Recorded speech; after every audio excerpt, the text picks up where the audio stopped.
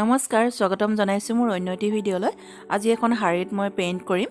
এই শাৰীখন বগা হ'ব একেবাৰে আৰু তাৰ ভিতৰত এনেকৈ ৱৰ্ক কৰা আছে, বগা সূতাৰে কৰা আছে আৰু ঘৰ ঘৰ দিয়া। ছাইডৰ পাৰিটো একেবাৰে উকা। এই পাৰিটোতে মই এনেকৈ পেইণ্ট কৰিম বুলি ভাবিছোঁ। একেবাৰে পাতল হ'ব শাৰীখন, সেইটো কাৰণে এনেকৈ ফ্ৰেম এটা লগাই লৈছোঁ। ফ্ৰেমটো লগাই ল'লে ভাল হয় কৰিবলৈ।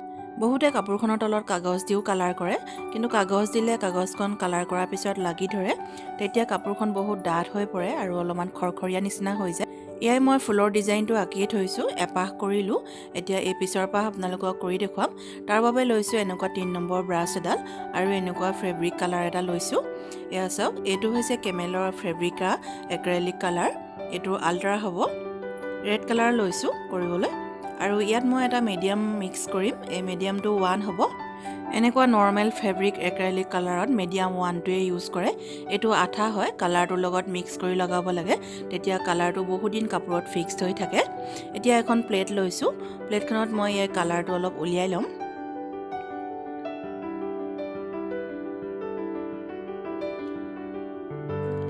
ব্ৰাছডালে উলিয়াই ল'ম। এনেকৈ যিমানটো দৰকাৰ হয় সিমানটোৱে উলিয়াম। বেছিকৈ উলিয়াই ল'লে মানে অকণমান পিছত শুকাই যায়, শুকাই গ'লে মানে ডাঠ হৈ যায়, কালাৰটো কৰিবলৈ বেয়া হয়।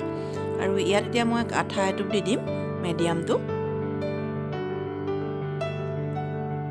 কালাৰটো থিকনেছটো চাই পিনি মিডিয়ামটো দিব লাগে। বেছি ডাঠ হ'লে অকণমান সৰহকৈ দিব লাগে আৰু পাতল হ'লে মানে অকণমান দিলেই হৈ যায়। এয়া ভালকৈ মিক্স কৰি ল'ব এনেকৈ। এতিয়া মিক্স কৰি মই কাপোৰখনত কৰি যাম। শাৰীখন অলপমান চিম্পুলকৈ ৰাখিম বুলি ভাবিছোঁ, সেইটো কাৰণে অকল ছাইডৰ পাৰিটোত কৰিম আৰু আঁচলটোত অলপমান ডিজাইন দিম।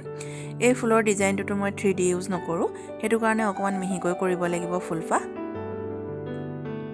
যিসকলে 3D ইউজ কৰে তেওঁলোকে কাষৰ বাউণ্ডেৰীবোৰ অকণমান মিহি নকৰিলেও হয় আৰু, কাৰণ 3Dটোৱে মেকআপ হৈয়ে যায়। এতিয়া 3D যিহেতু ইউজ নকৰোঁ, সেইটো কাৰণে অকণমান মিহি কৰিব লাগিব। ব্ৰাছডাল ধুনীয়াকৈ মিলাব লাগিব। এনেকুৱা বগা উকা শাৰী মই 2খন আনিছিলোঁ, তাৰে এখনত অলপ দিনৰ আগতে কৰিলোঁ। তাত মই ব্লু কালাৰে কৰিছোঁ আৰু এইখনত ৰঙা দি কৰিছোঁ। এইখন আৰম্ভ কৰিছোঁহে, প্ৰথমে এপাহ কৰিছোঁ আৰু এপাহ আপোনালোকক কৰি দেখাইছোঁ। মই ব্লু কালাৰৰ শাৰীখনে আপোনালোকৰ ওচৰত শ্বেয়াৰ কৰি দিম বাৰু। এইটো ডিজাইন আপোনালোকে চাদৰ মেখেলাটো কৰিব পাৰিব, বহুত ধুনীয়া লাগে। এইটো একেবাৰে চিম্পল হয় যদিও গোটেইখিনি সম্পূৰ্ণ হোৱাৰ পিছত ভালেই লাগে দেখিবলৈ।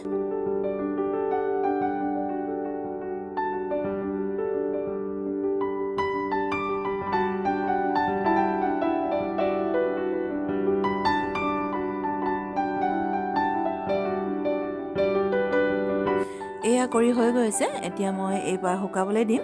এনেকৈ গোটেই ছাইডৰ পাৰিটোত এপাহ এপাহকৈ লাইন লাইনকৈ কৰি যাম। অকণমান সাৱধানে কৰিব লাগিব, যিহেতু ৰঙা কালাৰে কৰিছোঁ। এয়া চাওক, মোৰ এটা দাগ লাগিয়ে গ'ল। যিহেতু শাৰীখনৰ ৰংটো বগা, যিকোনো দাগ লাগিলে মানে স্পষ্টকৈ ওলাই পৰে, সেইকাৰণে অকণমান চাফাকৈ কৰিব পাৰিলে ভাল হয়। এতিয়া মই ব্লু কালাৰে কৰা আপোনালোকক অন্য বগা শাৰীখন দেখুৱাম। সেইখনতো মই একেটা ডিজাইনে কৰিছোঁ। এতিয়া আহকচোন কেনেকৈনো কৰিছোঁ সেই শাৰীখন চাই লওঁ। এইখনেই সেই শাৰীখন, যিখনত মই নেভি ব্লু কালাৰ দি কৰিছোঁ। ফুলৰ ডিজাইনটো একেটাই দিছোঁ। এয়া চাওক, পাৰিবোৰত কৰিছোঁ।